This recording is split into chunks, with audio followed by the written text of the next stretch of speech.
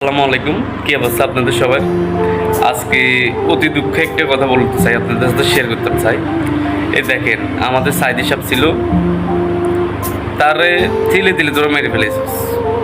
তোরা মানে মানুষটারও তোরা রাখলি না। এখন যে দর্শন হইতেছে যে ওরকম বিচার করাই না, তোরা রাজাকার মনে করে ওরে এরকম তোরা মারে ফেলেছিস। কি লেগে তোরা করছিস? হ্যাঁ, এই সাইদি সাহেব কি এরকম কাজ করবে নাকি? আল্লামা সাইদিকে তোরা কিভাবে কামটা করলি? তোরা মানুষটার তোরা তিলে তিলে তিলে তিলে করে মেরে ফেলেছিস তোরা।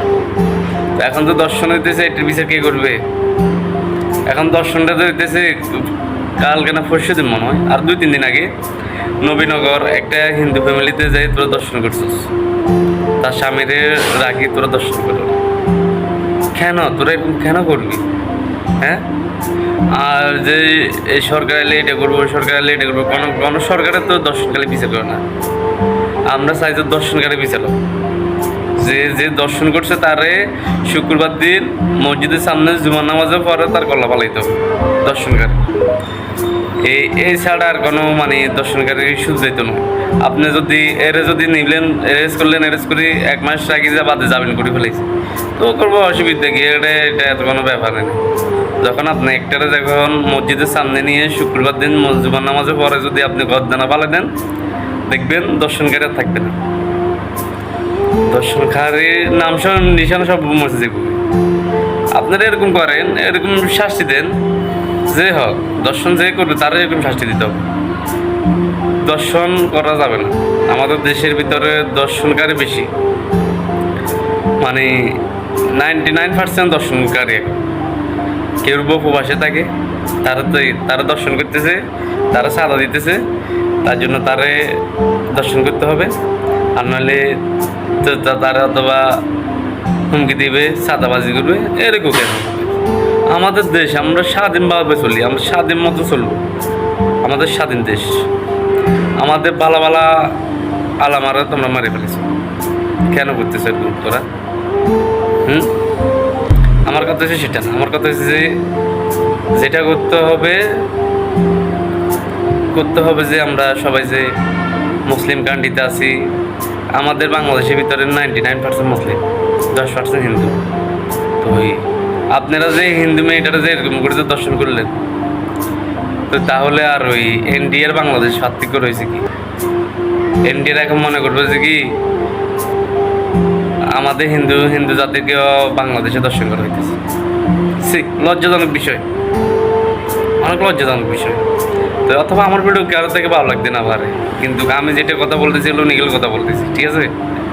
তো এটা নিয়ে যদি আপনারা যদি টোল করেন, কোনো সমস্যা না। আমি এগুলো নিয়ে কোনো অ্যালাউ না করি।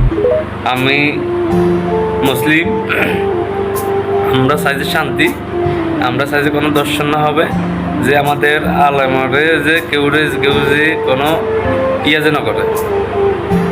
আমি এটি চাই, আমি কোনো খারাপ কিছু চাই না। আমাদের বাংলাদেশের স্বাধীন দেশ, স্বাধীন মতন চলতাম চাই। যে সরকার আসুক আমার কিছু নাই, যে সরকার আসুক আমার কোনো সমস্যা নেই, আমাদের কারোর সমস্যা নেই। আমাদের সমস্যা একটাই, দর্শন করা যাবে না দেশে। দর্শন কেউ করতে পারবে, দর্শন করলে তার গদ্দানা কাটে ফেলাই দিতে হবে, তাহলে আরেকজন ডরাবে, আর কেউ দর্শন করবে। আর যদি আপনি যদি এগুলো যদি ইয়ে না করেন, তাহলে দর্শন এভাবে চলবে। তো তার জন্য বলি দর্শন করা বন্ধ করতে হবে।